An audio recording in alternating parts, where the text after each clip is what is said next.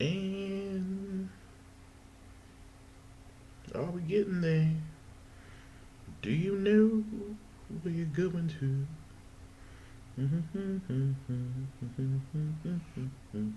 we getting there?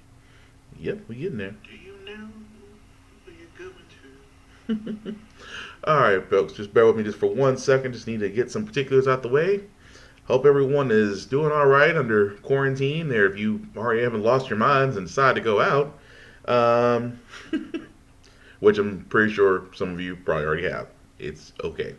Hang on a second, guys. Just got to get some things out the way.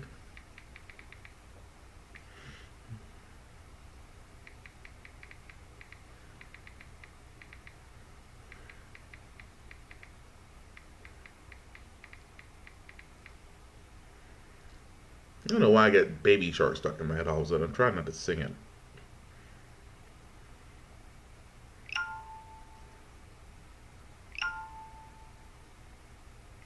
And I think we're ready to go. Yep, I think we're ready. So we're just going to go ahead and go into it. All right, so today's date is March the 28th, 2020, and this is How the Frack We Got Here. I'm your host and most Will Buchanan on How the Frack We Got Here. We do take the events of the week and try to make sense out of it all. Before I do get started, this is an adult podcast, which means adult language may be used and things of a graphic nature may be shown, so viewer discretion is advised. Aside from that, guys, welcome. So how do we begin this? We begin this by simply going over the news. Like I said before, hopefully, like I said, with the coronavirus and everybody being under some type of executive stay-at-home or quarantine, we hope all is well. But news-wise, we might as well start with the elephant in the room, and that is the Rona. Tonight, our nation in crisis has now become the global leader in confirmed cases of the coronavirus. From New York to Los Angeles, the number of Americans infected surpassing every other country as our death toll climbs to grim new levels. The governor of New Mexico requesting a combat field hospital as Army medical teams from Colorado and Kentucky deploy to hard-hit regions. Officials in Ohio warn residents to brace for the storm. At the peak of this curve, we're now projecting that we may have as many as 10,000 new cases a day. In Minnesota, the first area hospital for COVID-19 patients is up and running amid this warning from the White House. We are concerned about certain counties that look like they're having a more rapid increase. When you look at Wayne County in Michigan and you look at Cook County in Chicago. Perhaps the next epicenters of the virus. There is no congregating allowed. Chicago has now closed its iconic lakefront, while in Detroit, this leaked memo from Henry Ford Hospital lays out worst-case scenario plans, including guidance on life and death decisions for patients who need ventilators to survive. I felt like my lungs weren't expanding. 30-year-old Yvette Paz says while she was hospitalized for the virus, doctors couldn't reach her quickly when she had trouble breathing. You're completely alone, and anybody who is going to go into that room, they need to take a few minutes to suit up and, put on the masks and everything. You feel the sensation of drowning. With a global disaster unfolding, Italy's death toll rose by nearly 1,000 in a single day, climbing to almost 10,000. The Pope presiding over a ghostly empty St. Peter's Square during these stormy times when many lean on their faith. I've developed mild symptoms of the coronavirus. Boris Johnson, the UK's Prime Minister, the first world leader to test positive. Back at home in the Florida Keys, there is now a checkpoint, turning away visitors from a region dependent on tourists to slow the virus. The city of Miami has a curfew, while off the coast of Panama, trouble at sea. On the Zondam cruise ship, 4 passengers are dead, with many more sick as Americans on board are desperate to get to South Florida. In California, long lines for testing snake through Dodger Stadium on what should be baseball's opening day weekend. Cases in California tripling this week. Tonight, the grim reality of a worldwide problem spreading across every corner of our country. With the USNS Mercy. And they're not wrong, guys. Like I said, for once, America is number one in something, and that's because we have the most coronavirus cases out there currently out there now. There is some good news, although I wasn't able to find actual videos or articles. Well, there's articles out there, but they are getting more test kits out there, and they are fast tracking a test kit that instead of several days for you to know whether or not you have the coronavirus, it actually takes about 15 minutes. That is still being evaluated. It hasn't been released to the public as of yet, but that is some good news as far as helping with earlier detection time instead of waiting for which I think is right now that guarantees like 14 days to find out if you do have it. And actually that test, if it is approved and is pushed out, you can find out very sooner.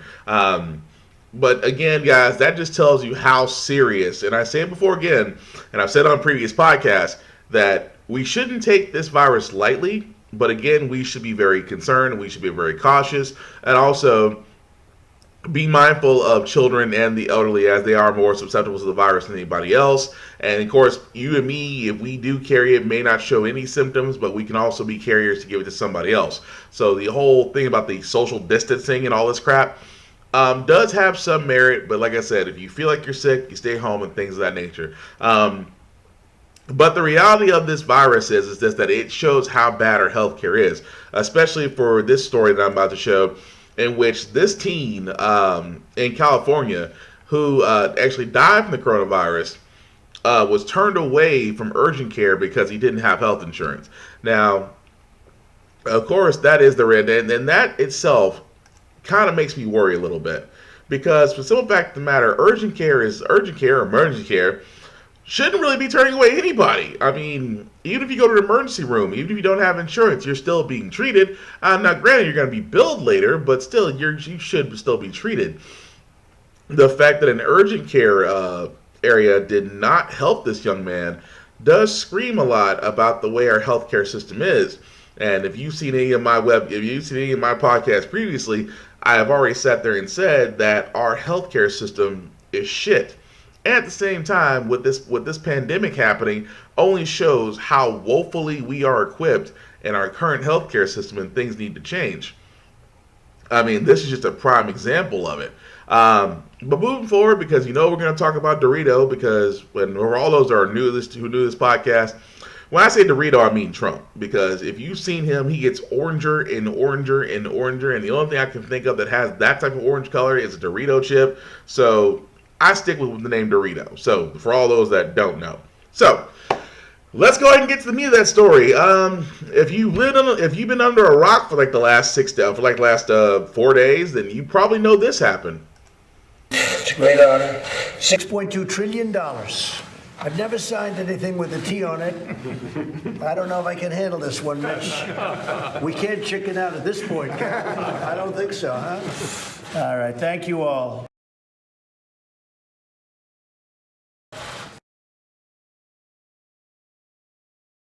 Yeah, I just couldn't get past the fact he joked about everything. And for all those that didn't see about the CARE Act, the CARE Act is actually the stimulus plan. Everybody kept talking about those Trump checks. It was basically a part of the CARES Act, which was basically a self-installed Corona stimulus / economy stimulus package, in which it was going to be sending part of it. And this is another thing I'm going to be ranting about. Part of it is supposed to be sending money to Americans via direct deposit or mail-in check. They really haven't got that delivery system down yet. And every one of it, it's like some of it's going to small business, which I'll break down later on. And then some of it still doesn't add up to the $6.2 trillion that was signed for. But let's actually get to the part that really concerns a lot of Americans. What am I getting and when do I get it? Dollars in this rescue package, that it is the largest economic stimulus measure in modern American history. But of course, what many of them are asking is, how much money am I going to get and when am I going to get it? So we have a basic breakdown for you. Let's start with, if you're an American and you are single, if your adjusted gross income is $75,000 a year or less, you will get a full $1,200 check from the U.S. government. But the more you earn, the less you're going to get. If your income is $80,000, you'll get a check for $950. If you make $85,000, you get $700. If your income is $90,000 a year, $450. If you make $95,000, it's $200. If you make $99,000 a year or more, you get nothing. And we should point out this is all based on tax returns for the year 2019. If you haven't done those tax returns yet, they're going to base it on your 2018 tax returns. Now let's talk about married couples. Couples earning $150,000 a year or less are going to receive $2,400 from the U.S. government. Couples making $160,000 a year get $1,900. Couples earning $170,000 get a $1,400 check. Those making $180,000 get $900. Couples making $190,000 a year get $400. And couples earning $198,000 a year or more will get nothing. We also have to talk about the child credits that many people are, of course, asking about. Parents with children who are 16 years old and younger, they will get $500 for each child. But that child credit also phases out if your income is higher. For one child, a single parent who makes $109,000 a year or more will get nothing. For one child, married parents who are making $208,000 or more a year, they get nothing. Now, unemployment benefits. With this package, if you're getting those benefits, those unemployment benefits, you're going to get $600 a week or more, $600 a week more on top of what your state gives you for up to 4 months. We should also talk about so-called gig workers like Uber drivers and Amazon Flex delivery people. They are going to be eligible to apply for these benefits, but it's not clear how much money they are going to get. One key question is, of course, when will all this get sent out? People want it as soon as possible, of course. Treasury Secretary Steven Mnuchin and President Trump have been pushing to get this money sent out by early April. That's very likely not going to happen. The best estimates that we can come up with based on previous stimulus packages is that the money will not get out at least until May. Brian Todd, see you. All right, so that was a lot. I'm sorry, guys, but everybody's gonna be thinking it's great that you're getting a Trump check, a la Bush, because Bush during the recession also did a stimulus package. The highest you can get at any point is $1,200, $1,250, $1,200. I'm sorry, but have you seen prices lately? I'm sorry. $1,200 and a one-time payment fee is not an exact boost to help everybody out. I mean, because I'm sorry, Canada passed Canada under 48 hours, written and passed a law that says they're going to pay every Canadian $2,000 a month for the foreseeable next 4 months. We're getting a one-time payment of at most $1,200. I'm sorry. Maybe more if you make less than 75,000 and you have kids. Maybe that'll increase. But again, does anybody see the simple fact of the matter is that for all those that think we're honestly getting a great deal, we're actually getting screwed. A one-time payment. Let me point something out to you. Wall Street, the casino that plays with your stocks and 401ks, the guys that can sit there and play like they got house money and everything's fine. Yeah, those sons of bitches. They got 1.5 trillion last week. Trillion with a T. There was nothing attached to that. There was no conditions. Wall Street simply said, the stocks are falling, we need help. The Federal Reserve said, I got you. Here's 1.5 trillion. And American people, hey, we need help. Well, look, we're going to actually put some things up first, and we're going to go through some conditions and quid pro quos just to make sure that everything's on the up and up. So wait a minute. It's amazing to me how some folks, and if you go on to certain sites, they are praising Trump for the stimulus bill. And at the same time, if you look at it, it really is not enough. I mean, even Bernie Sanders has sat there and said, it's not enough to give Americans. He actually, if it was his plan, he actually wanted to give $3,000 or more on a monthly basis to everybody, no questions asked. And that to me makes more sense, because you start putting these conditions and requirements and things of that nature. To me, that sounds like, how do we get away with paying much less to the American people but still making it more, but having them jump through so many hoops to get this money? At the same time, oh yeah, there is a chance that you possibly will not be able to get this money until May. People kind of need relief now. We're almost into March, borderline April. People need assistance now.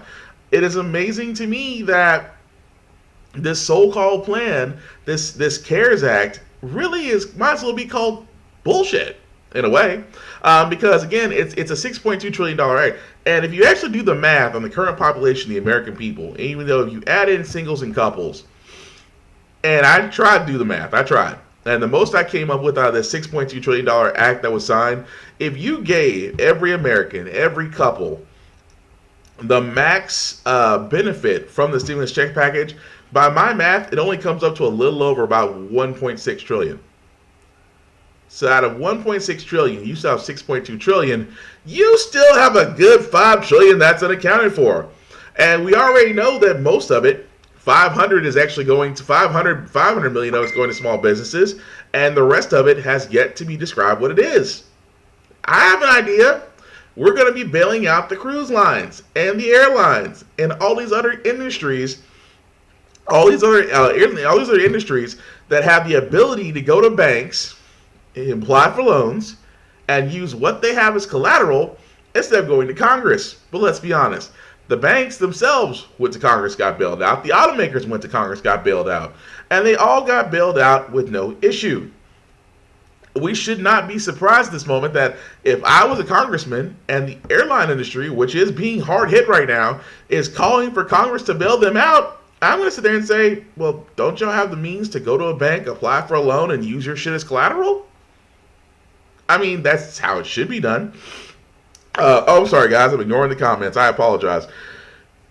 Christina, I have a friend, former coworker who moved to California a few years ago. I kept in touch with her on the regular. She told me yesterday that someone in her NSF tested positive. So prayers that she and her coworkers don't get sick. Every day is scary going to work. Worried that I'll get it or know anyone at work that will get it. Yes, let me also say this, Christina, and you and every first responder, nurse, doctor, healthcare provider who are still out there helping people, let me say first and foremost, really guys, thank you for your service. I mean, it does not get said enough that you guys are on the forefront. I mean, for nurses and doctors alone having to go into these hospitals with these infected patients and not try to be infected themselves, y'all are heroes in my fucking opinion. And honestly, if it was me, if y'all got student loans for y'all doing this shit, they wiped. That's me if I was running the show, because you guys, y'all guys are real MVP. What do you say, Kels? Obviously, Canadian politicians truly care about their people. Well, it's Canada. You ever been to Canada? Trust me, Canada is something else. But with Justin Trudeau as their prime minister, it just seems like they're basically on the right track of doing the right thing. I mean, even Germany of all people, is giving their people a better stipend than we are on a monthly basis, and that's saying a lot. Alex, also don't forget this $1,200 is part of your tax return from next year. They call it a credit, but if you get too much, you gotta pay it back. Exactly. Thank you, Alex. That was another thing I was going to talk about with the way this is actually going. That actual $1,200 might as well be similar to what you get as a tax credit, which, like Alex has said, we will all wind up paying that back. So I get that too.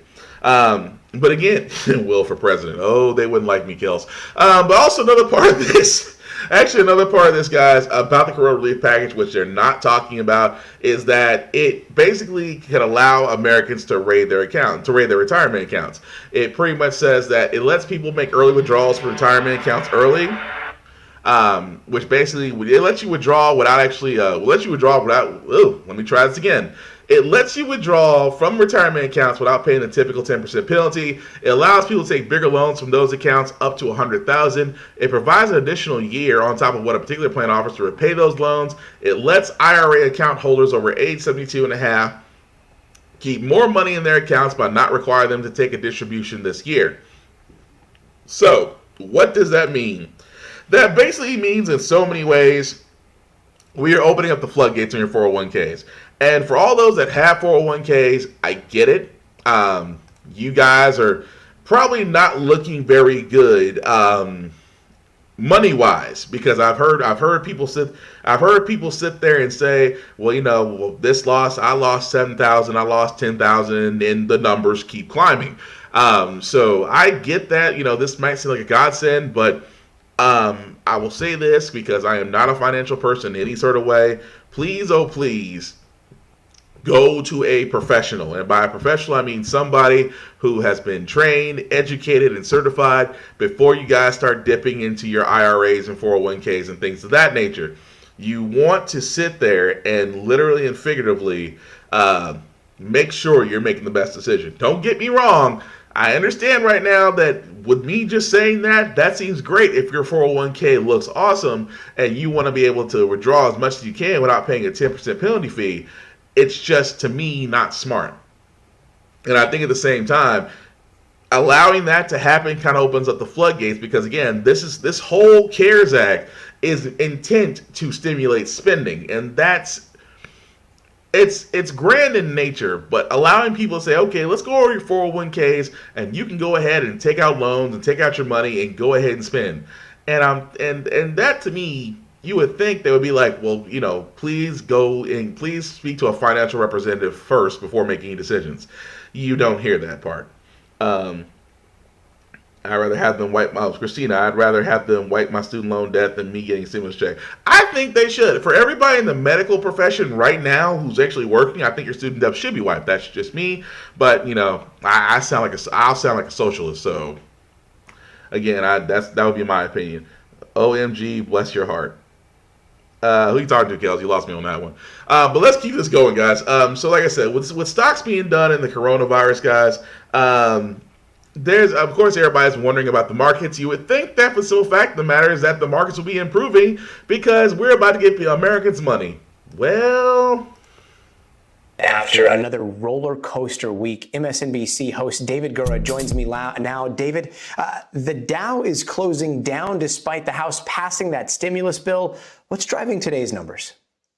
Yeah, don't read too much into this over the fact that we had these huge 3-up days over the last couple of days as the House made its way through that bill, passed that bill today. It has been a good week in terms of the economic stimulus getting passed by the Congress. That's a good thing. But we saw this immense surge over the last couple of days. And so you see the markets kind of recalibrating here on a Friday. I think it's worth taking stock of how far we've come over the last 5 days. On Monday, the trading day began with no people on the floor of the New York Stock Exchange. That is something that has not happened in its 227-year history. So you've seen markets quite literally having to adjust to this new climate, both economic and otherwise.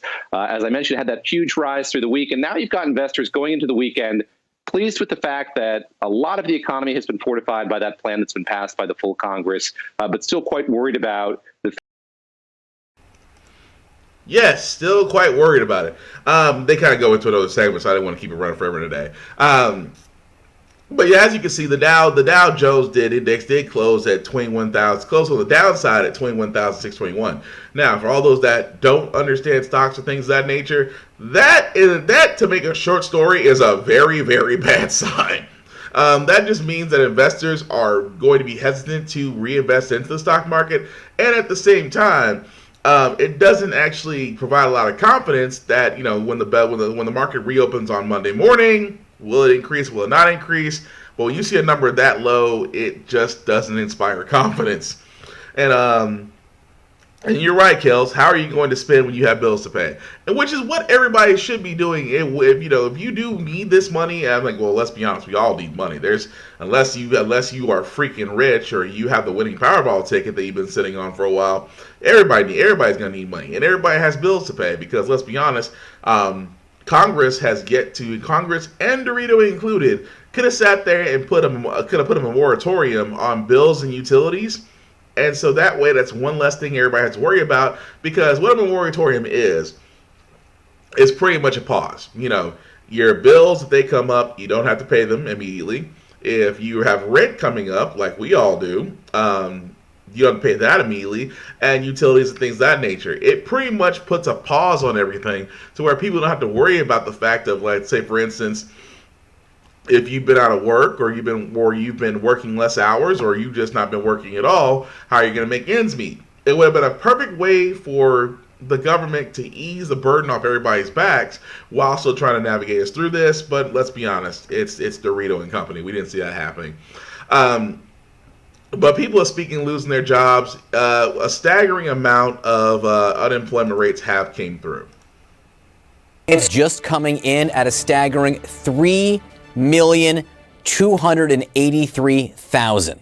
That is how many Americans filed jobless claims last week. This shatters records and paints a bleak picture of the effects of the pandemic on the U.S. economy. You hear economists who are throwing around numbers like 14 million layoffs by June. I've seen numbers even bigger than that. But the question here, this is not a normal recession. This is an on-purpose stopping of the economy. And Jerome Powell, the Fed chief, was on the Today Show. What a sign of the times, right? The Fed chief on the Today Show. He was on the Today Show this morning talking about how the Fed is building a bridge. The Fed and Congress are building a bridge over this period, and the economy will come back when the virus is under control, after the virus is under control. He's saying the economy will come back. So we could see some weeks and months of trouble, but there is a feeling that the economy overall is sound. Listen to the Fed chief.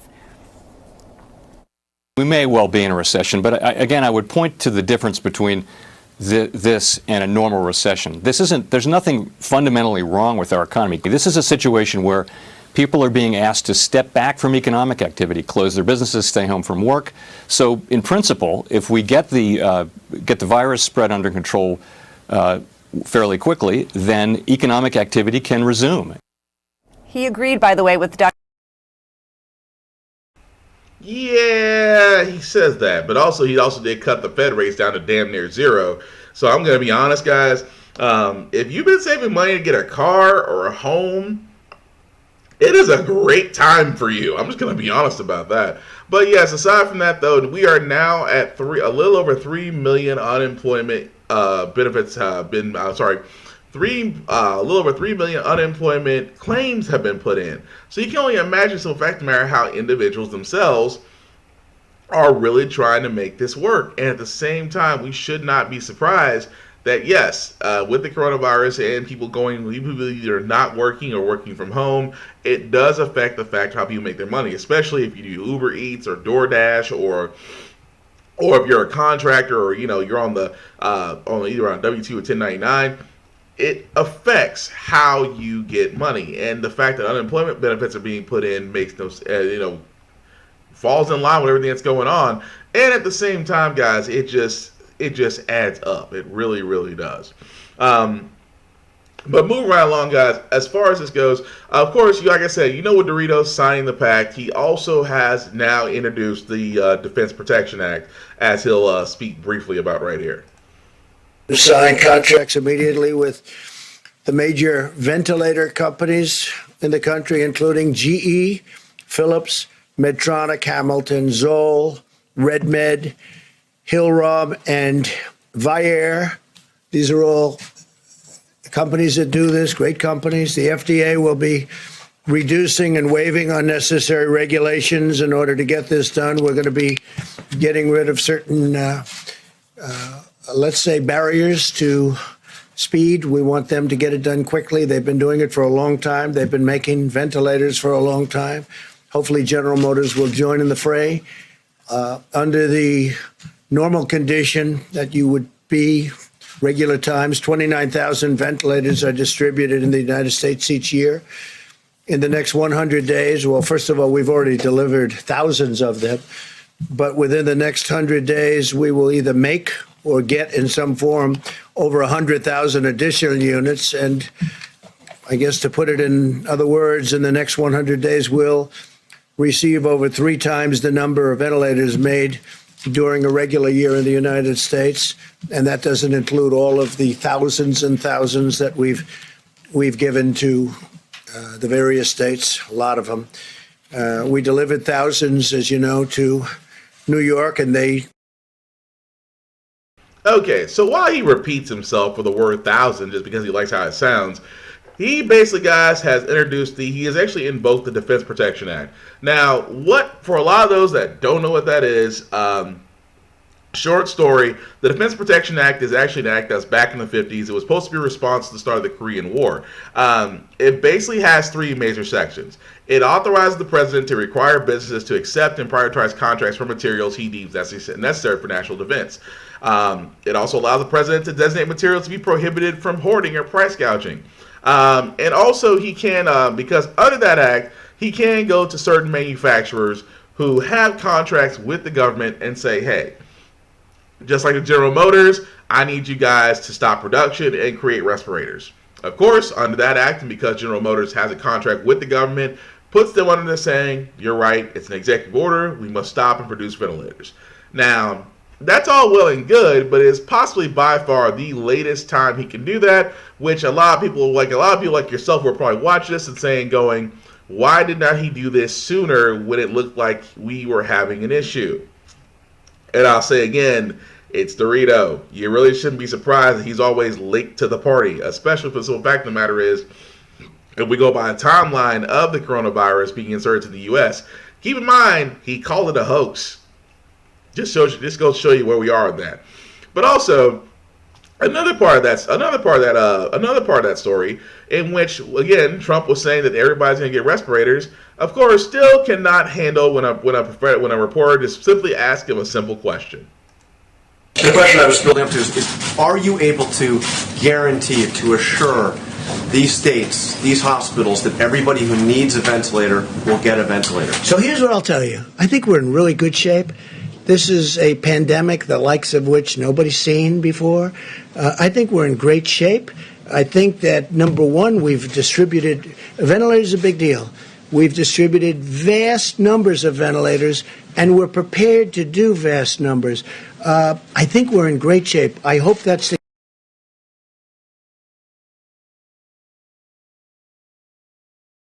case. I hope that we're going to have leftovers so we can help other people, other countries. Everybody who needs one will be able to get a ventilator. Look, don't be a cutie pie, okay? Everyone who needs one.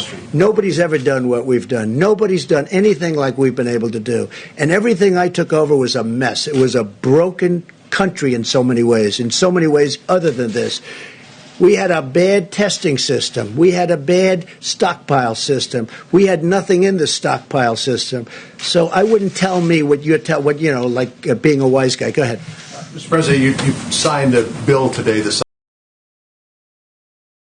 Yes, don't be a cutie pie. I'm sorry. Time out. So you just got through saying we've already delivered thousands upon thousands, because like you said, that's Dorito's favorite word, thousands upon thousands of respirators. A reporter asked you straight out, so will everybody who needs a ventilator be able to get one? Well, we're getting that, and we're gonna, like I said, we're getting them, we're producing them, we're delivering them, thousands every day. Right, but will everyone be able to get a ventilator? Look, don't be a smartass, all right? And then he goes into his usual Trump stick. He usually goes into, look, I inherited a mess. No, you didn't. And he's like, nobody's done anything like we've been able to do. Let's see. Barack passed a health care plan.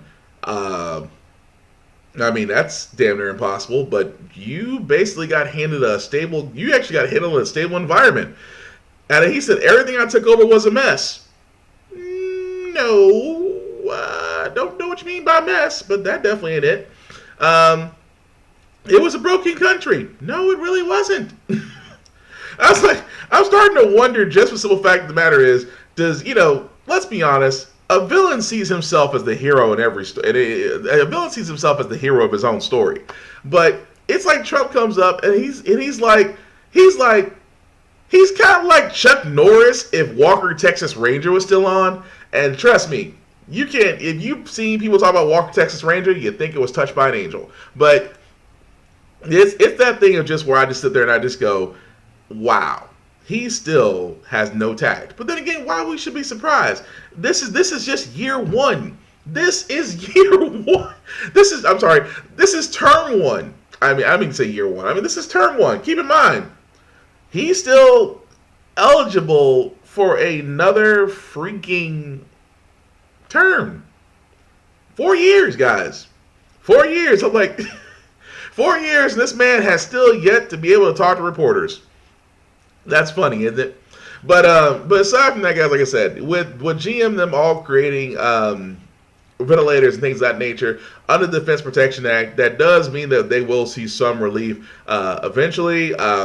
It just depends on whether or not it comes up to be happening. Although a really strange story out of Michigan was regarding medical shipments that they're supposed to receive from the government. And outside of watching Tiger King from last night, this is a conspiracy in itself, but you guys be the judge. Across the country, Republican and Democratic led, we are struggling to get the PPE that we need. We are struggling to make sure that our nurses and doctors on the front line have the N95 masks that are so precious. We've gotten a few of our shipments out of the strategic, the national stockpile, but the fact of the matter is the latest one had 0 of these masks, and that's what is so crucial right now. I know you told a local Michigan radio station this morning that medical supply vendors are being told, in your words, not to send stuff to Michigan. Not to send stuff to Michigan. What did you mean by that? Well, we've entered into a number of contracts, and as we are getting closer to the date when shipments are supposed to come in, they're getting canceled or they're getting delayed. And we've been told that they're going first to the federal government. And I know Michigan's not alone. I saw Governor Charlie Baker, Republican from Massachusetts, say essentially the same thing. Same with Mayor Garcetti out in Los Angeles. This is an issue that we are confronting as a nation, where we are bidding against one another, where we are struggling to grab every PPE that we can get our hands on. This is part of why I'm hopeful that in addition to the Defense Protection Act, or Production Act, that we have adopted a national strategy and really focus on ramping up, especially where we see the growth so fast, like in Detroit and Oakland County and Wayne County here in Michigan.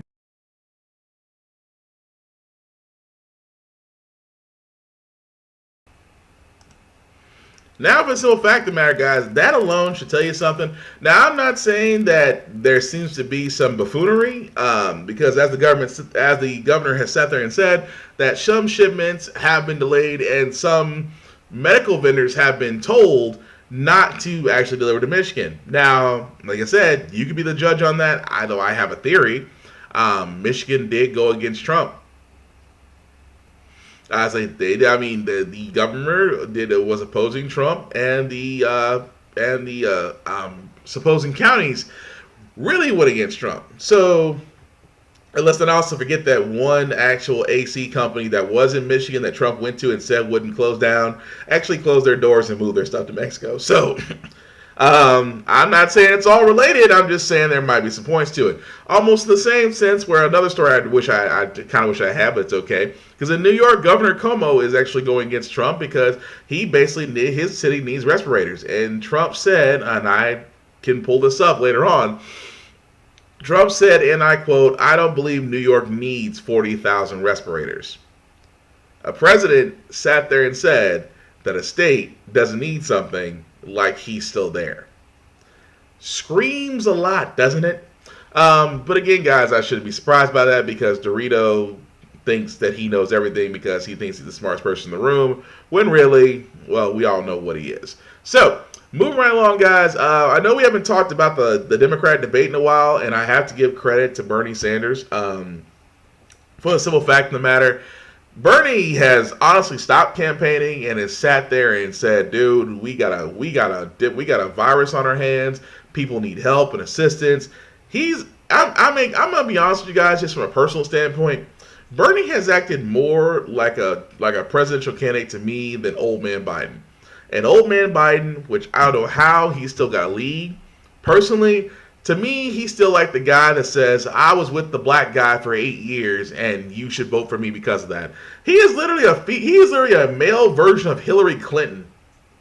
You know, because her husband was beloved by black people, so she automatically thought she had the black vote.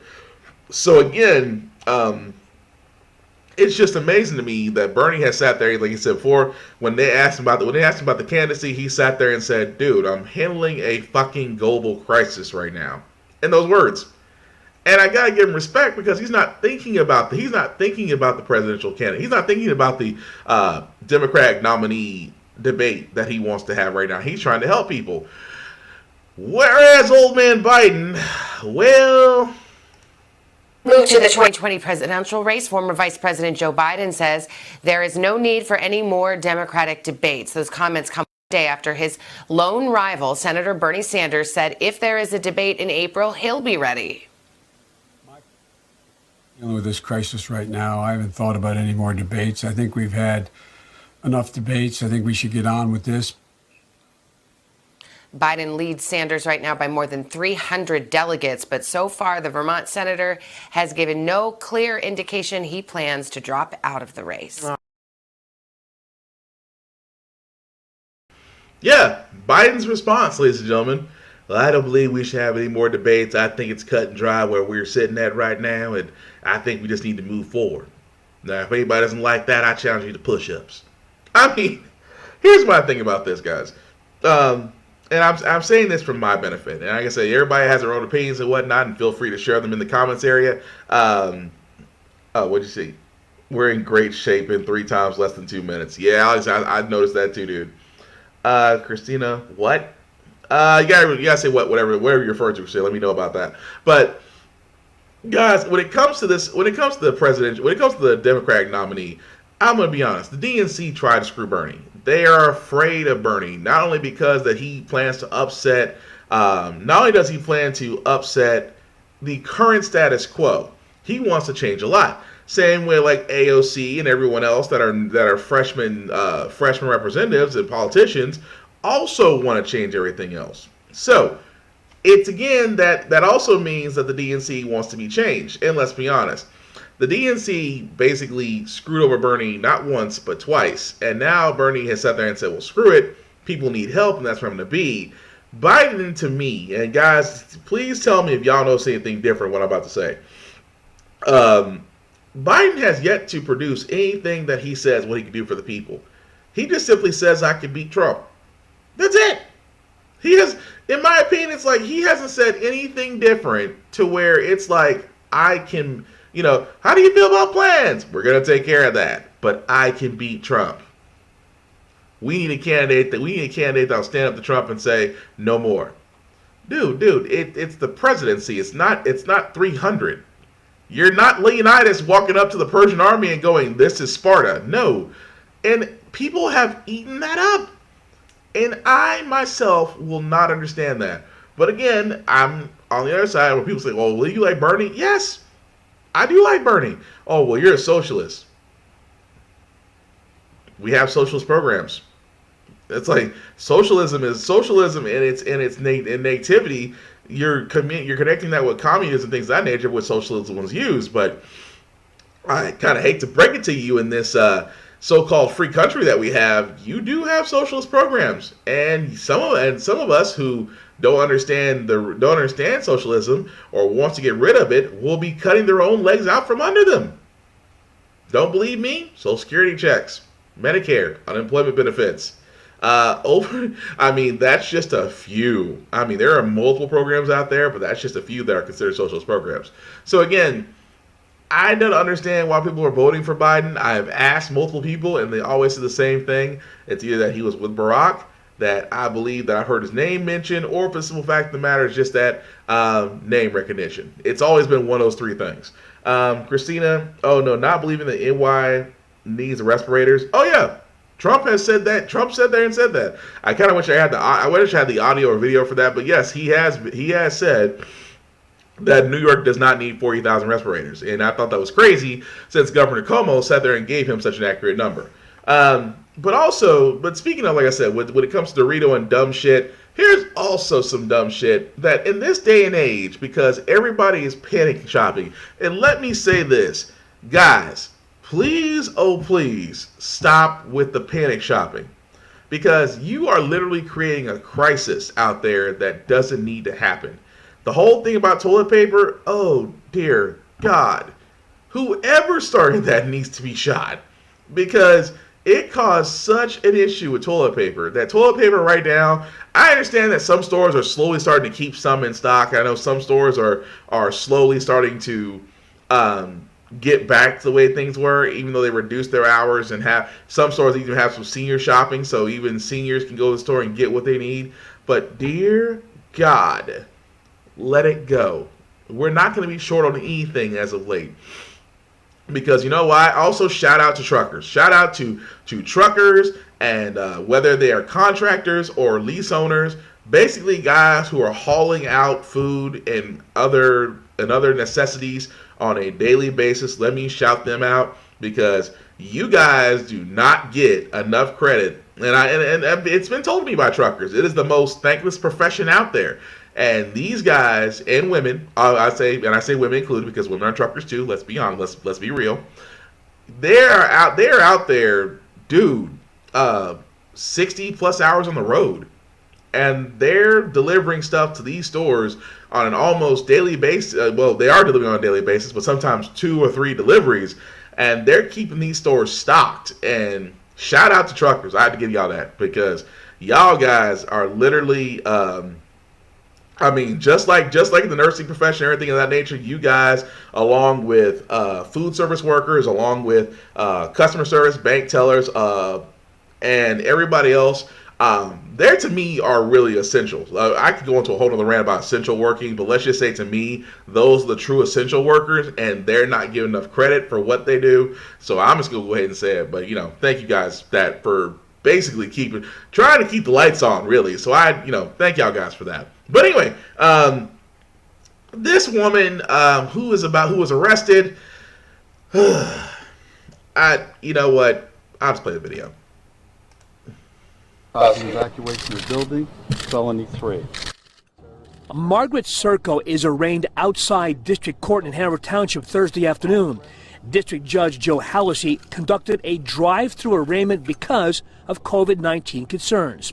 Detectives say the drama began to unfold at around 2:30 Wednesday afternoon, when Serco walked into the store and started yelling at customers and employees. According to investigators, Serco was here inside the store, including here at the meat case, coughing and spitting and yelling out, "I have the virus, now you're all going to get sick." Eyewitnesses say she coughed and spit near the bakery section as well as the produce area. When I first got the call, I was speechless, and I was really dumbfounded as to why somebody would do that.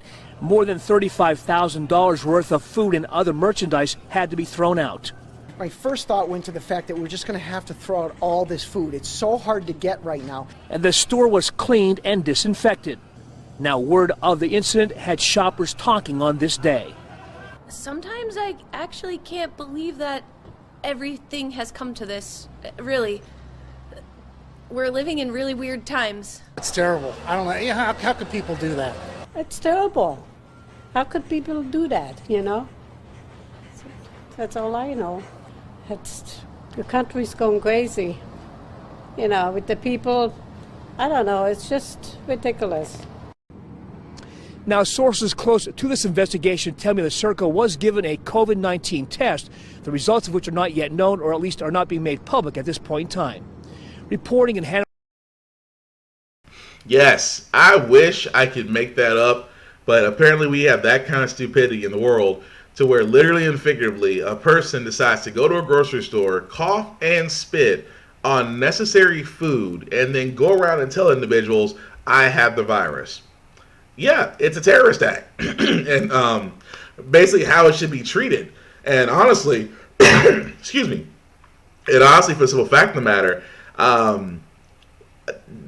she needs her ass whooped. I'm sorry. They're just, it just deserves you just need your ass whooped moment. That's what it deserves. I mean, literally, $35,000 of food had to be destroyed, not thrown out, destroyed, which more than likely means it had to be probably burned. And I'm thinking to myself, that's 35, not the amount, not the amount of food. It's just the simple fact of the matter that food could have been used to help somebody. That food could have been used to keep people sustained.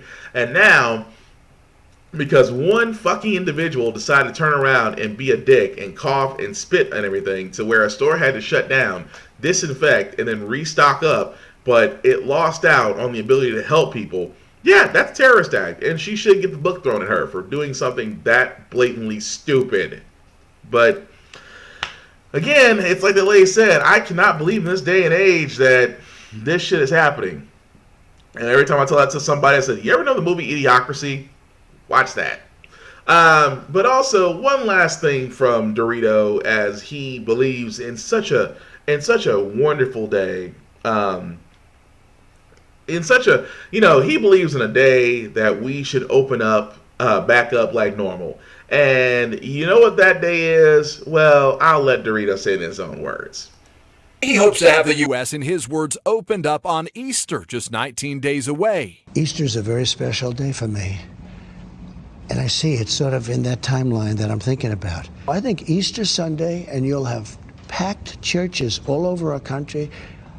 I think it would be a beautiful time. But that proposed timeline goes against what his top health advisor told NBC News just days ago about how long the pandemic will last. I cannot see that all of a sudden next week or 2 weeks from now it's going to be over. I don't think there's a chance of that. The president arguing the White House's social distancing guidelines could be eased to allow Americans back on the job. We can socially distance ourselves and go to work, and you'll have to work a little bit harder. And that the economy cannot wait. You can destroy a country this way by closing it down. You're going to lose more people by putting a country into a massive recession or depression. You're going to lose people.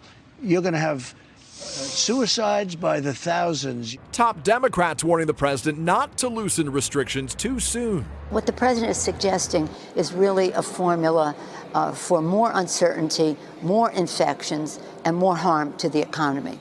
Whatever the president decides, Americans are still subject to restrictions set by governors and mayors, including shelter-in-place orders and school closures. All of it as the Senate nears a deal for that $2 trillion emergency relief package. The bill's expected to greenlight checks to most Americans, about $1,200 per person.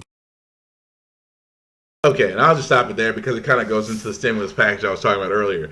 But yes, Steve, I thought it was Cheeto. Well, it was Cheeto, but the oranger he got, the more he became Dorito. It's kind of like watching Darth Vader, except he's orange and not very that well skilled. So Dorito it is. But in Dorito's mind, he sat there and said, "I envision a day of Easter, where we're opened up by Easter, where the churches are filled. A place he's never been to because he calls himself a Christian." He calls himself a Christian, but he can't tell you scripture. He calls himself so he said that's like, it's amazing to me where he is literally and figuratively dead set on Easter being back to normal, to where he can lift the restrictions, which at this point the restrictions have barely been around for not even 14 days as of yet since he put those restrictions in. And yet he believes that everything is fine. We should be on the holiest of days, to where, let's be honest, if you're like me and you're in the South, Easter is held as a religious day. Even if you don't go to church, chances are you're probably going to be in a church if that's where you want to go. Probably put on your Sunday best and just sit there and enjoy worship, I guess. I've never seen Trump sit in front of a church except when he was on presidential runs. So, but then again, that's a whole other thing. That's a whole other thing where I found funny where, again, this is Trump, and this is basically Dorito praising his base. Let's be honest, there are a lot of radicalized religious people out there that think Trump is the second coming of Christ. And there's a lot of people out there that think Trump can do no wrong. And I hate to say that the mostly religious people, but I don't want to put every religious person in that bubble, because a lot of religious people actually have intelligence and common sense. It's only the ones that are lacking those things that are backing Trump are the ones I'm talking about. So again, it shouldn't be surprised that, as he sat there and says, I want everything to be open by Easter, not considering the simple fact of the matter, it's just that, dude, we are still dealing with a crisis. And reopening things back up when there hasn't been a decline and we haven't hit the crest, or we haven't actually controlled to where the numbers are going down, is definitely a step back as far as what we're doing. And also, let me say this to you guys, because a lot of news stations are not saying this.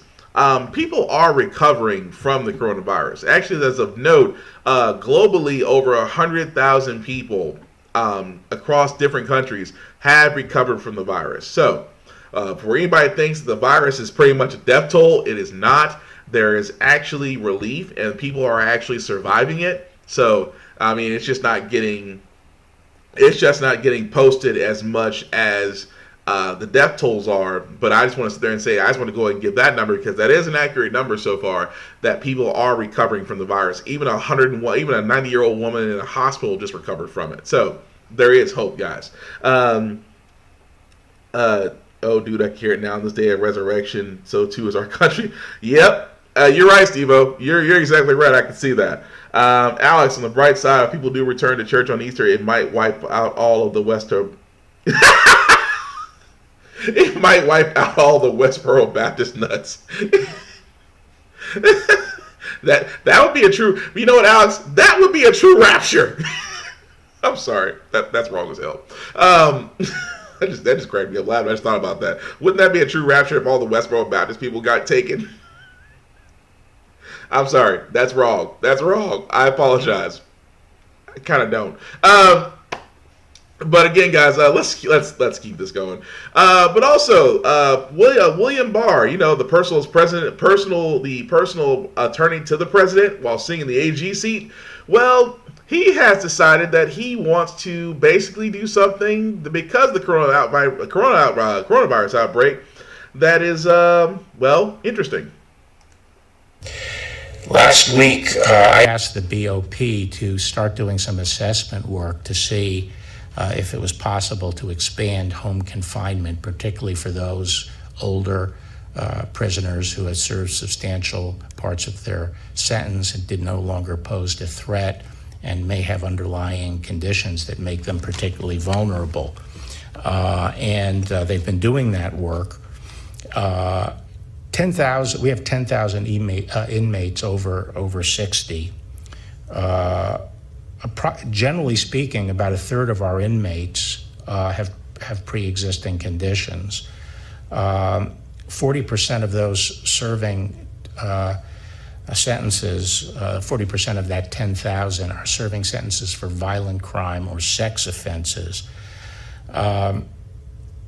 We have authorities under the First Step Act and under other general authorities to release, that would permit us to release to home confinement in certain designated circumstances.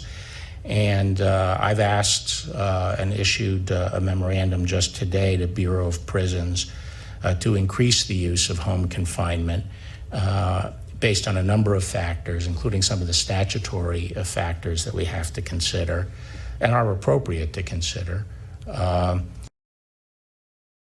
Okay, well, as he pretty much puts us all to sleep, he's pretty much saying that he wants to do compassionate releases for inmates who have tested positive for the coronavirus in certain facilities. And again, he wants to release them. So here's the problem I have with this. Is that yes, coronaviruses have actually reached our federal prisons. Your idea is to release them to home confinement and back out in the general public. Here's my problem with this. My problem with this, the simple fact of the matter is just why. I mean, if you actually want to help us out, why don't you release all those that have been arrested for marijuana-like convictions? That's about 70% of your prison population. That would help. I just don't understand doing a compassionate release for coronavirus people and sitting there saying, well, they can release to home confinement only because they have the virus. If that's the case, every inmate will be trying to get the virus if that means they can get compassionate releases. Because compassionate releases would mean that you're thinking that the understanding of the federal prisons is that the prisoner themselves don't have long to live. And so therefore, they want to go ahead and release them because they know for simple fact of the matter that they're going to be on a short life expectancy. So that to me is kind of asinine and kind of waste time when I'm just sitting there saying we're about to make marijuana legal across the states. There's only 8 states. 8 states that are actually legalized marijuana. So again, it's just like, why can't you just go ahead and release those that have been wrongfully prosecuted, those who have marijuana convictions, and those who have marijuana drug-like offenses? Why don't you release them? Saves a lot of time for all you guys sick people in the prison. That's all I'm saying. It's blind morale. Steve-O, Nike has sales up to 40% off. Just really, Steve-O? It's blind morality. People can get wrongfully prosecuted just in case. It is blind. I can agree with that. It is blind morality in that sense. But again, There are so many other ways it could have been handled, and I just think that if you're going to release people, do it the right way, and honestly, let those out who just want to sell or enjoy weed. Because honestly, there's no criminal, in my mind, there's no criminal history in the simple fact of the matter is that if you're just caught with a bag of weed, you just want to get high. I don't see no criminal process in that. I don't even think why you're serving time. But again, that's just me.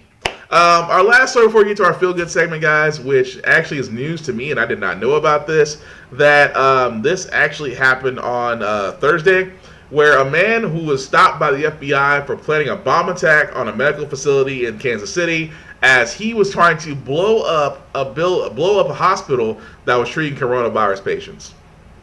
Apparently, the FBI caught wind of this and actually prevented the man from actually detonating the bomb and actually shot and killed him.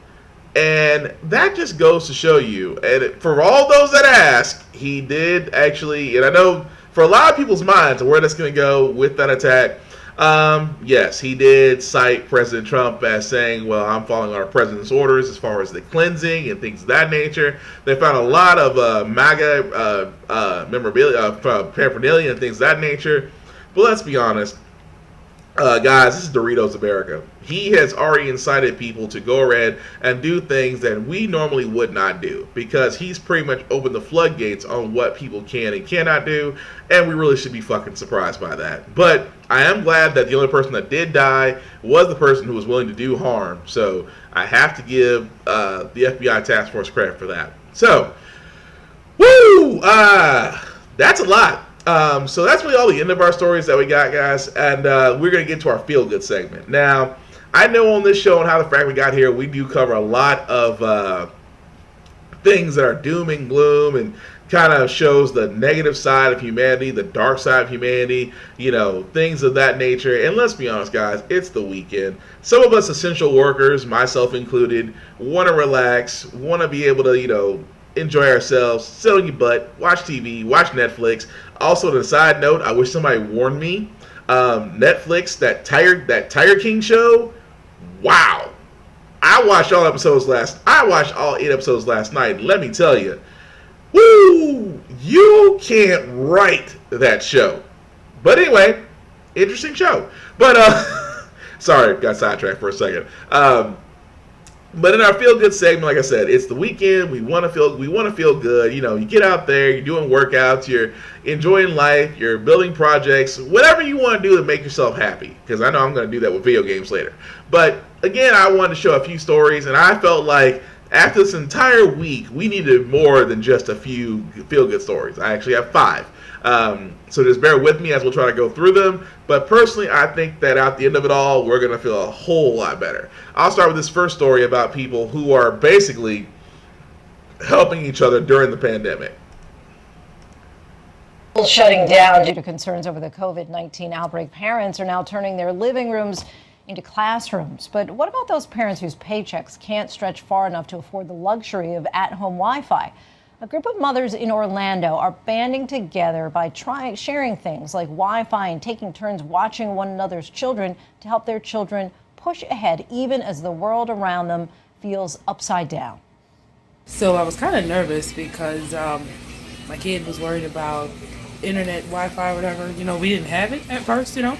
So I sent her to my sister's house for a little while, and me and my neighbors, you know, we kind of got together and we said, okay, how could we, you know, do something? So me and my next door neighbor and the lady, I think, that lives with her, all band together and said, okay, we're just going to go ahead and make sure that, you know, the kids have internet, we're going to pay for it. My neighbor.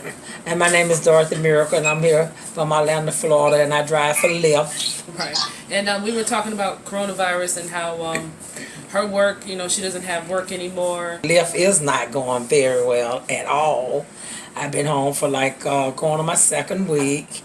I had to leave Lyft because of the coronavirus, because I didn't want to bring it into my grandkids, as well as I didn't want to be sick myself. This is Jameska, Miss Dorothy's daughter, and she drops her kids off every morning. Yes, I drop my son off because I have to still work even though my job is still open. Thankfully, my job is still there so that I can work still.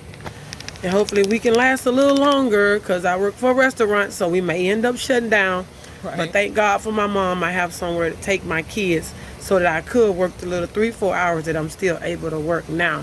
It's real hard without the work, but we are kind of like managing it, and I just thank God for my neighbor Amber. You know, we always been there for one another through the years anyway, but this is really. So this is my daughter Kaylin. She just got home, and she just found out she'll be going to school at home. And I got the Wi-Fi fixed, so I can. Yeah, you're going to school here. I know. It's super. I know it's super exciting.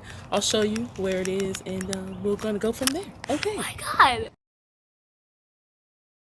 And that's cool. That to me, I'm a big person on education. If you haven't already noticed that, you know, when I speak about teachers and the fact that I have such an affinity for educators and that they don't get paid enough and that they don't get their resources and things of that nature. So education, as long as because teachers have instilled that in me, is very important.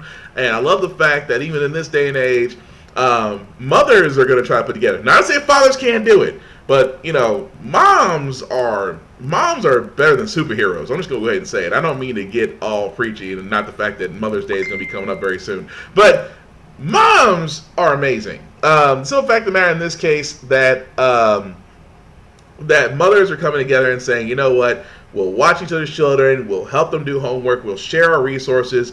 It's a village. It's a village mentality. I love the simple fact of the matter that a village mentality actually exists.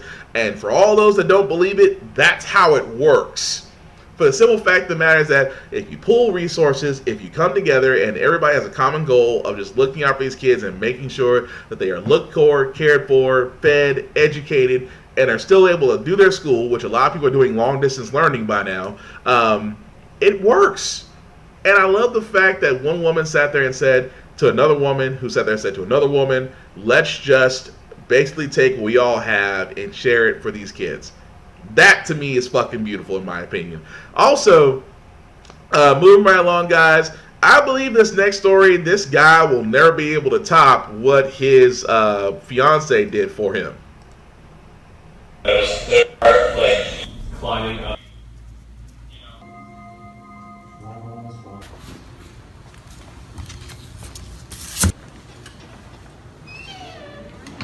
What?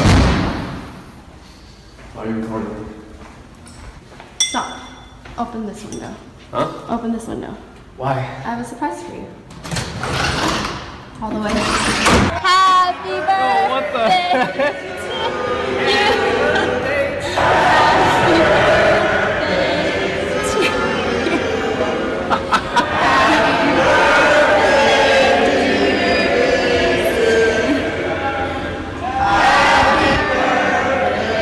This is wild.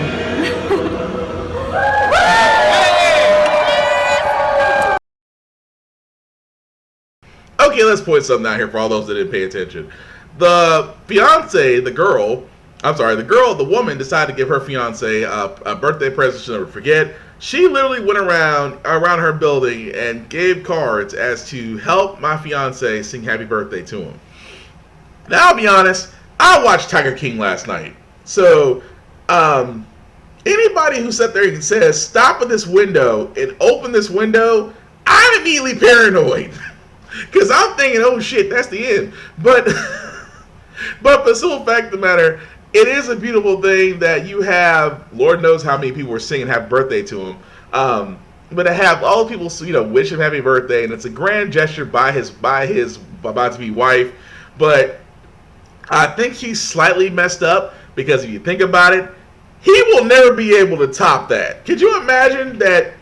Now at this point, she's like, oh, you'll never be able to top the fact that I got a building full of strangers to sing happy birthday to you.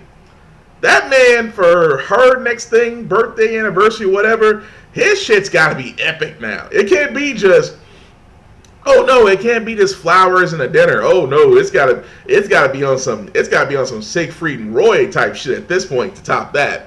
But again, I just thought that was cool because it's a grand gesture, and it's always a thought that counts. Speaking of thought that counts, have you ever had a principal come up to your drive-thru and tell you that you're valedictorian? I know, weird segue. But again, this actually happened because, like I said, with schools being out, a principal in Michigan took it upon herself to basically track down the valedictorian of her graduating senior class to let her know She is valedictorian. And also, she also let the salutatorian, which is the person who's number 2, also know, since they worked in the same place. She actually asked the parents where their children worked, and of course, she went to them and sat there and told them, and sat there and said, hey, you're the valedictorian, you're the salutatorian. And of course, they were excited as all shit. And I just thought that was a cool story, just because that's a dedicated ass principal, number one. Because think about that. Most principals would probably just call and said, hey, you're valedictorian, congratulations, click. Nah. This woman took it upon herself to go sit there and tell these young people in their face, hey, you're valedictorian, you're salutatorian. Congratulations! Here's your number 2. Because, she worked at a fast food restaurant. I mean, don't get me wrong, Culver's is great. Burgers are A1. But anyway, but I just thought that was cool as well. And also, another thing that's cool, have you ever met a judge that's a fan of Star Wars? Well, in this case, it's the story I got here, where this adoption, if I can pull it up, there we go. So this adoption that happened in Montana, where this kid, 12 years old, is being adopted by the family in the background. And before you start asking, yes, he's a Star Wars fan. He in this adoption court in Montana, they ask if they have certain themes. And in certain themes, in this case, the boy actually sent a request to the judge saying, I would like to have a Star Wars adoption. And the judge, who is a Star Wars fanatic, decided to grant the kid's request. As you can see, as the kid sat there and told the judge, you look like Darth Vader with the robe on.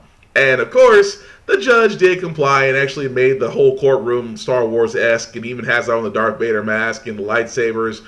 And after all said and done, the 12-year-old that's actually right here was adopted by the family in the background. And I thought that was cool that a judge would actually take their time to sit there and say, you know what? Yeah, I'll go with this, especially if they're a Star Wars fan. But this also goes to show you that the Sith are more powerful than the Jedi. Anyway, because I know some people who are Star Wars fans right now are saying, what happened to the Jedi? I'm going to be like, the Sith are always powerful because the dark side has cookies. But let me leave that alone because that's going to come back to haunt me. And also, another story I keep on. I got 2 more stories and then we'll be wrapped up, guys. Another story, like you probably see those makeshift pantries out there, like little libraries that you see outside of schools and books, outside of schools, certain libraries, certain areas where they stock up on books, say, if you're going to take one, put one back. Well, they're starting to do the same thing with pantries now. And as you can tell with some areas, and I know I've seen this sometimes in Tennessee as well, that people are coming up with makeshift pantries in which they're stocking up canned goods, a couple of things that people may need. And they always sit there, and it's the same thing like a little library. You take what you need and try to stock. If you're able to give back, then give back. And I'm starting to see those now, not only in this story, but I started to see those now across my city. And honestly, guys, I do encourage it. If you have the ability, and I always say this much, if you have the ability to help, definitely help. I mean, these pantries are everywhere. There are no judgments. No judgment, no shade. If you're able to give, cool. But they are there for the community, and that's what matters. And honestly, that's what's going to get us through. That's what's going to get us through this. Because, like I said, if we can only stop the idiots that are pretty much panicking shopping, if we can stop them, I guarantee everything else will settle down. But I just thought that was cool. That if you do have a makeshift pantry, or if you want to build one, just put it in an area to where it's a public area, and at the same time, just encourage people to give. And also don't disencourage people from taking, because like I said, we all need some help right now. Unless you are rich and you are well off, we all need help right now. So the last story I got is the most interesting one, because this business was kind of on its last legs until it came up with a wonderful idea, and it's something we all need. Are getting creative in the ways they sell their products after the coronavirus forced them to close. And since we had plenty of toilet paper for our bathrooms that we can no longer use, figured we'd give it out for free. And that's exactly what the Thunderbird Lounge in Phoenix is doing to help sell beer and keep their bar going. For every delivery, we're tossing in a free roll of toilet paper. We have a surplus, we're obviously not using it, so why not give back to the community? Because without this loophole, it would mean laying off all of our employees. This is the only job that they have that they rely on to pay their rent, their bills, and we didn't want to do that. rising coronavirus concerns has left people buying up essential supplies like toilet paper. Beyond Arizona, businesses like Pizza Schmitza in Oregon and Cambridge Bar and Grill in Minnesota are also using toilet paper to drum up business. Even I am out. It is scarce to come by, and I even work at Walmart, so. And it seems to be working ever since Thunderbird Lounge's first delivery. Thunderbird Lounge, how can I direct your call? Calls keep pouring in. We went till like 11 o'clock last night delivering. And people were answering the door in their PJs, and I was handing them beer and toilet paper. Helping pay the bills and their employees while replenishing customers' thirst and the desperate need for, well, toilet paper. It's kind of just door-to-door bartending, really. There you go. Thank you. It's a very good idea. A lot of people are very worried. A lot of people just need the stressed out. So a lot of people are having trouble even finding the bare essentials. The Thunderbird Lounge says they're going to continue to hand out free toilet paper with beer deliveries until supplies last. They're taking dozens of calls each day and made about $1,000 on day one. In Phoenix, Stephanie. Who knew? Who knew if you combine who knew if you combine toilet paper and alcohol that it'd be such a business? And again, that's still cool to me in my opinion, just because the fact of the matter is just that it helps people, keeps people employed, at the same time keeps people business going, and it's kind of ingenuity because, like I said, a lot of these restaurants have a shitload of toilet paper. Probably one ply, but you know, it's toilet paper. You can't really complain right now because you might get it might be one ply or nothing, but or it's going to be a shitload of showers. Anyway, but for the simple fact of the matter is, it's really just a great thing that business owners are finding ways to keep their employees employed and paid at the same time trying to keep the lights on. But I just thought that was cool because, let's be honest, it's toilet paper. And I'm going to be honest with you guys, if you don't know what a bidet is, might want to look into it. And dang it, Alex, if you did not go ahead and beat me to it. Alex, you beat me to it. I decided to avoid the TB crisis and order 2 Tushy bidets. Downside, they won't ship out till April 20th. Let me explain what bidets are. Bidets are basically, they shoot water up your hoo-ha. So, a lot cleaner because, let's be honest, it actually works in the same way as wipes, baby wipes do, but let's be honest, anything that says flushable, you might want to avoid actually using just because they can back up pipes and septic tanks. So, bidets will be the next one out there. There's plenty of bidets that you can put on existing toilets and whatnot. I'm going to be honest with you, I'm going to be looking at bidets just because, let's be honest, with this TP crisis going on, you got to find different ways, and you can only take so many showers a day, especially if it's a really rough trip. But that being said, guys, that is the end of the podcast this week for How the Frack We Got Here. First, let me say for everybody that has commented, poked their heads in, liked, shared, subscribed, started watch parties, thank you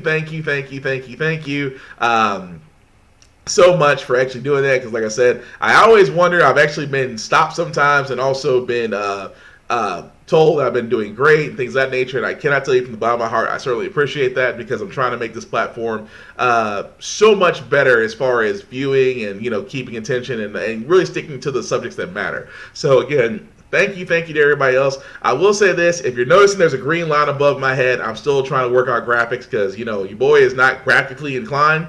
But I am saying that if you want to give and kind of make this all better, and you can see that, which I didn't know that green would not show up very well above my head. But it is a Cash App. Like I said, if you want to give and donate, trust me, it'll be all appreciated just to make the show better. Now, before I do get out of here, there is some shameless plugging I do have to do. I'm not the only cat within the Table of Bosses network that I have that actually has podcasts. So I'll start with Vaughn, who's probably traveling right now. I'll tell you what, Avon Westboom, Big BZA Dot on Facebook, Big BZA Dot podcast on YouTube, and I believe he's now on Twitch as Big BZA Dot. Has several podcasts of his own. The first one is basically called the Intercast VSTs. Basically, it's a news podcast. That news could be music, video games, or trailers, as he loves to show. Interactive show just like mine.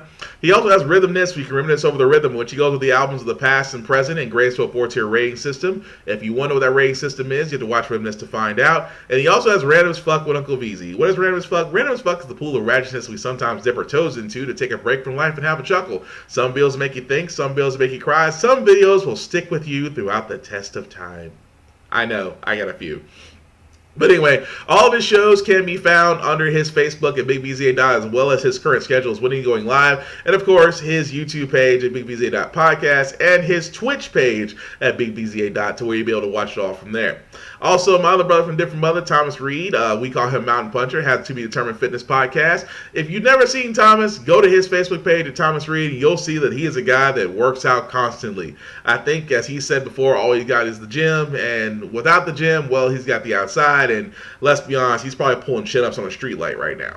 But anyway, he actually has a fitness podcast every Saturday from 3 to 5 p.m., in which he talks about fitness, talks about working out, gives his own personal testimony, and also offers different tips and tricks that you can help yourself reach your zenith. Because if you want to change your life, and the first step is to it in the fitness, then god dang it, he wants to help you.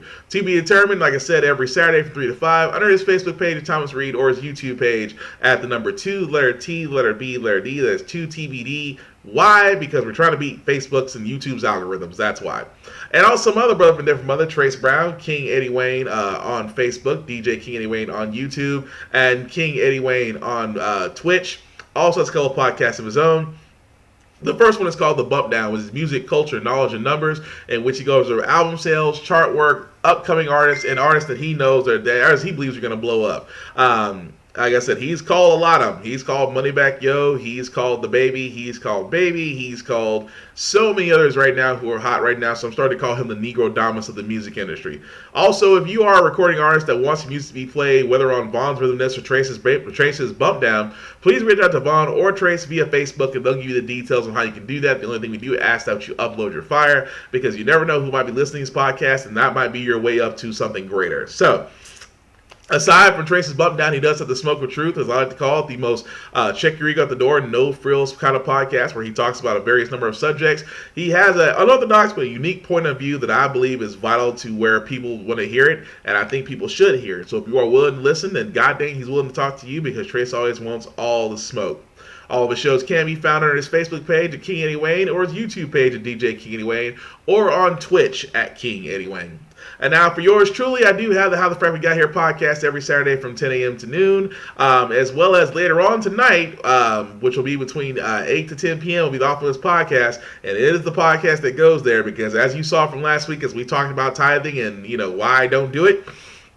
It is a place where we talk about any and all subjects, and I do media in and all. And the only reason that we do that is just because we want to be able to have honest and open conversations without judgment, without talking over anybody's heads or ramming opinion down each other's throats. So, if you are willing to listen, like this show is completely interactive, then dang, we would love to have you. Even have you on the show sometimes if you're willing to. But off of this podcast will definitely be a little bit later on tonight. And also tomorrow at 5 to 7 p.m. will be my other show, Get Bit. It is my Blurred podcast, in which we cover anime, comics, video games, music, pretty much all the spectrum. We even cover professional entertainment, sports entertainment actually, which all for those don't know, we do cover wrestling as well, because there are many other podcasts out there like ours, but we don't have one specifically for us, by us, for us to enjoy, and that's where Get Bit comes into play.